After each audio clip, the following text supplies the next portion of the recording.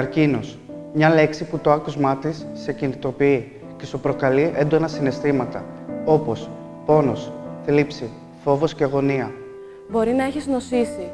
Μπορεί να έχει νοσήσει ένα αγαπημένο σου πρόσωπο. Μπορεί να είναι ο μεγαλύτερος σου φόβος. Μάθε όμως ότι η πρόληψη, η ενημέρωση, η πρώιμη και έγκαιρη διάγνωση αποτελούν τα πιο ισχυρά όπλα της ανθρωπότητας εναντίον του καρκίνου. Ο καρκίνος δεν είναι θάνατος, αλλά ένας αγώνας για να ζήσεις. Κανείς από τους ανθρώπους που περνάνε αυτή τη σκληρή δοκιμασία δεν θα θυμάται τα λόγια που του είπατε. Δεν θα ξεχάσει όμως ποτέ ότι ήσασταν εκεί. Η παρουσία μας είναι σημαντικότερη από τα λόγια μας. Γι' αυτό και όλοι εμείς διοργανώνουμε τη Βραδιά Ανθρωπιάς. Μια βραδιά αφιερωμένη σε όλους αυτούς τους ανθρώπους που παλεύουν με τον καρκίνο, αλλά και σε αυτούς που έχασαν τη μάχη μαζί του.